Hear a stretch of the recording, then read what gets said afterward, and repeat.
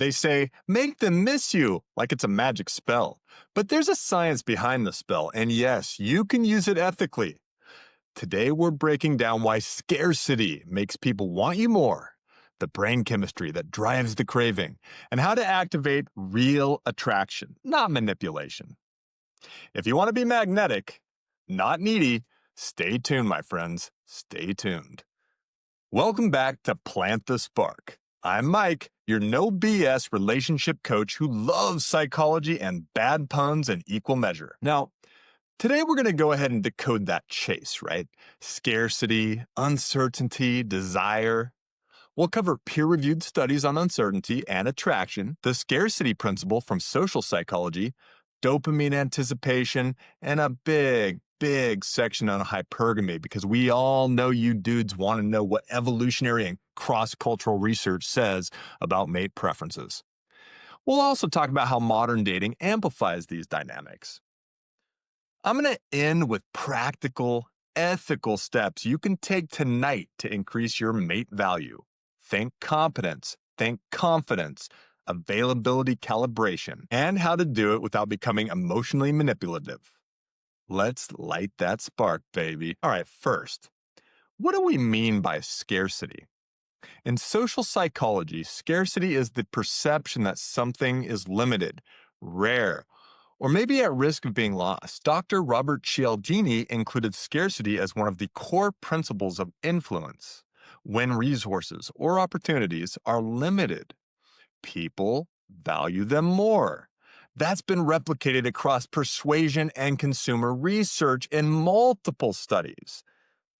Black Friday sells out because scarcity increases perceived value. In romantic life, scarcity can be availability, time, attention. It can be uniqueness, rarity, traits, or social proof, right? Do other people find you desirable? Now, what's really cool is that scarcity drives urgency and attention, which fuels attraction when used ethically. But it's a two-edged sword. Manufactured or dishonest scarcity feels like manipulation, and this can backfire tremendously. It's not about manipulating, guys. It's about creating an authentic connection with the one that you are into, the one that you like, the one that you love. Why would you want to manipulate them? It's better to create an authentic connection that lasts a lifetime. Now, a chunk of the chase is uncertainty, right? A famous study in psychological science by Whitchurch, we talked about it in the last episode, showed that people reported greater attraction to potential partners when outcomes were uncertain versus while it was clear the partner liked them a lot. Because uncertainty led participants to think about the partner more. In other words, thinking about someone fuels desire. Then you have George Lowenstein's information gap theory, which explains why, right? Curiosity is an itch created by a gap between what you know and what you don't know. That itch drives focused attention. And then there's neuroscience, right? In studies by Kang et al. And Gruber, they show the same brain reward systems light up during curiosity and anticipation as during other rewarding experiences. Dopamine pathways involved, drug use, gambling addiction. It's all the same, man. So when someone is a bit mysterious, your brain literally wants them more. So what's the takeaway? Moderate uncertainty, not total ambiguity. This can increase attention and attraction. Be a little mysterious. Don't tell them everything about yourself on the first date, if you want a second date. Now let's get biochemical. Dopamine isn't just about pleasure. It's about wanting and anticipation. Studies on curiosity and rewards show that the brain's anticipation systems, the nucleus accumbens, etc., right? These activate when we anticipate information or social reward. So this makes the anticipation itself pleasurable. I mean, anticipation itself becomes just like that cocaine hit. So, a little chase equals repeated anticipatory dopamine spikes. That's why intermittent affection, the hot cold, can create obsession loops. But be warned, those same loops can create anxiety if there's no safety or predictability. The trick is to use anticipation ethically. Be intriguing, be present, not inconsistent and cruel. And guys, be careful. If you're using this hot cold unethically, you might actually classically condition yourself into that hot cold cycle and start to feel that anxiety that you're trying to create in them. Bad move, my friend. Bad move. Be ethical. Do this because you like them, not because you're attracted to control or controlling them. All right. So, how much scarcity actually works? This is important. There's an inverted U effect. A little scarcity or mystery raises desire. Too much leads to anxiety or contempt. Whitchurch and other lines of research show moderate uncertainty maximizes attraction. Consumer and persuasion literature shows artificial or extreme scarcity reduces that trust. So aim for moderate, authentic scarcity, not manipulative games. Keep availability interesting, my guy, not absent. Be reliably scarce. Show you have a life and standards while being emotionally present when it counts. Now, hypergamy. What is it? What does the research say on it? We're into a heavy, misunderstood territory here. Hypergamy at the base level describes a tendency observed in many cultures for some people, historically women, and this is in most societies, to prefer mates with higher resources, status, or the ability to invest. Now, classic cross cultural research, mate preference research by David Buss and colleagues, found that women often rank resource potential and status higher relative to men, while men rank physical attractiveness, fertility cues like youth as higher.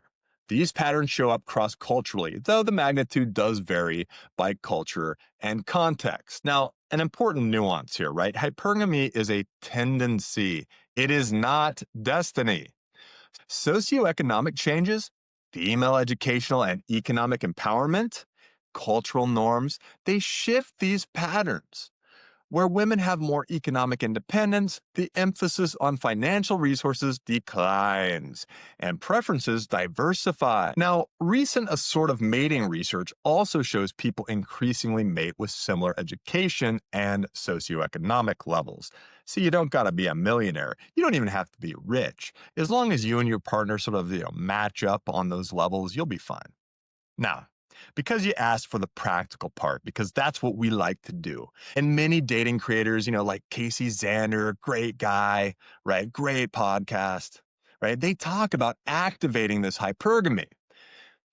For example, increasing your mate value in ways that women or partners generally find attractive. Now, let's translate this into evidence based, ethical steps grounded into research on mate preferences, status signaling, and attraction. All right. Number one, competence and status signal studies show status and resource indicators predict long term mate selection in many contexts.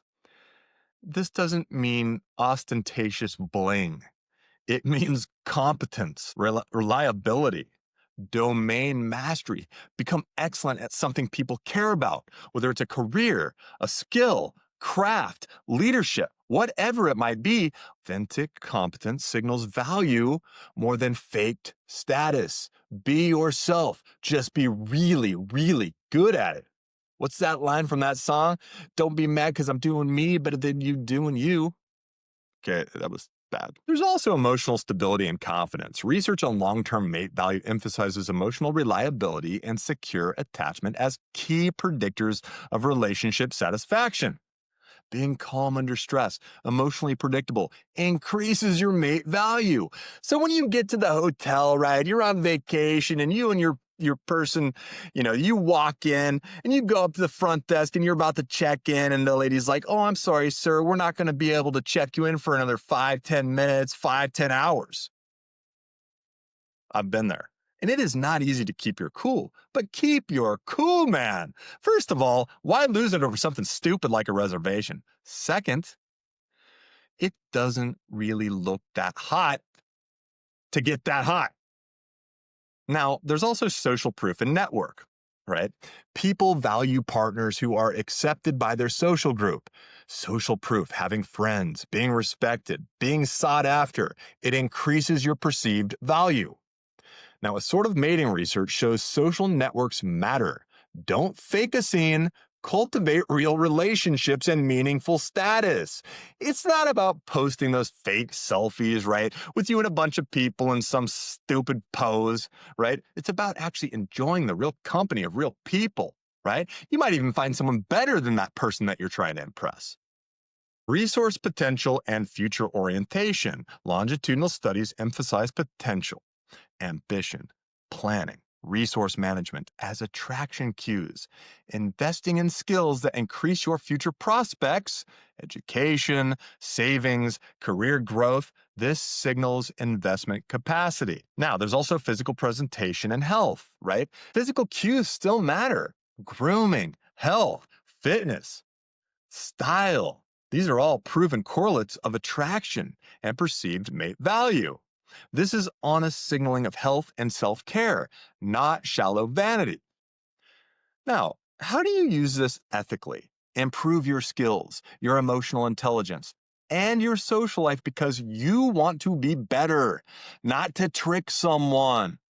Hypergamy isn't about manipulation. It's a market dynamic. Raising your value benefits you and your future partner if matched authentically.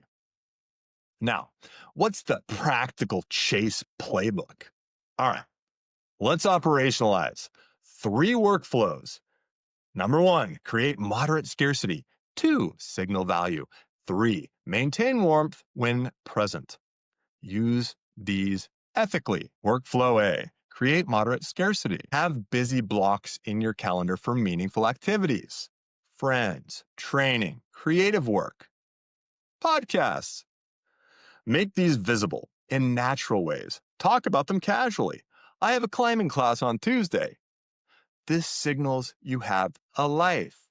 Don't just try to crowbar it in there. We're not running a race here. Number 2, respond with warmth, but not instant over-eagerness. A quick, playful reply that invites future plans signals interest without desperation. Use the teaser method, baby. We talked about this in the last episode, and it works like a charm. Hint at a story or a plan and schedule it. I have a wild story from last weekend. Let's trade stories over coffee on Friday. People love scheduled anticipation, curiosity, reliability.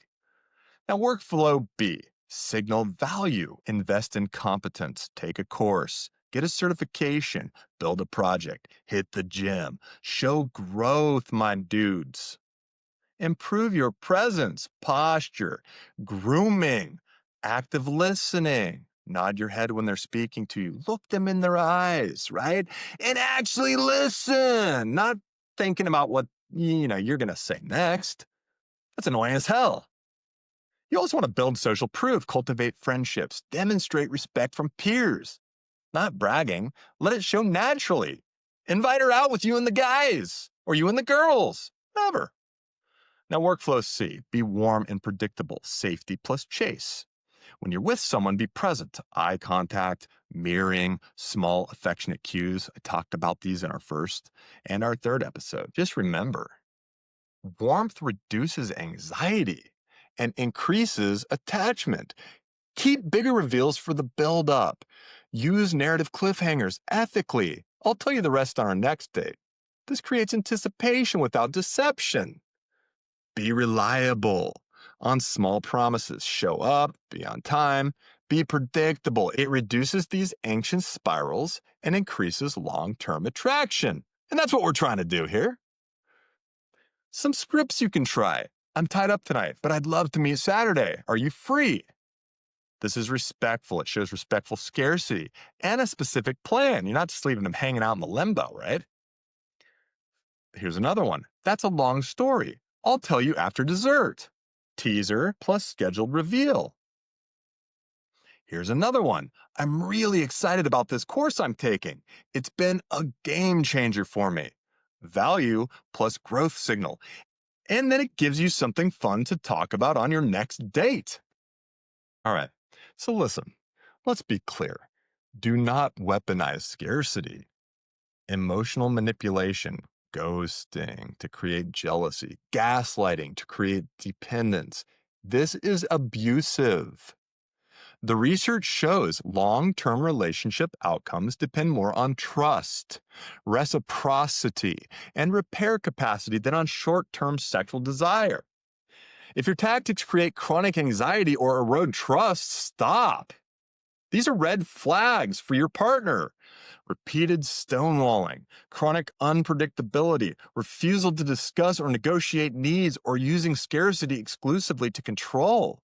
These are not attractive moves, my guys. They're dysfunctional patterns, and you need to stop them now. All right, let's give a quick recap. Scarcity and uncertainty can increase attraction by focusing attention and activating anticipation circuits. Dopamine. Use modest uncertainty, reliable warmth, status building behaviors to increase genuine mate value. Hypergamy insight show competence, resources, and social proof matter, but they're part of a much broader package: emotional stability, kindness, presence. So here's your 7-day challenge. Day one, schedule one meaningful activity that's only for you. Tell one person about it casually. Day two, implement the teaser answer once. Save one story. Day three, do one competence box. Sign up for a class. Finish a project. Day four, post nothing. Instead, call a friend. Build a real social proof. Look someone in the eye for a change, my guy. Day five, use that specific plan script to schedule a date. This is calibrated availability. Day six, practice presence, 10 minutes of uninterrupted conversation.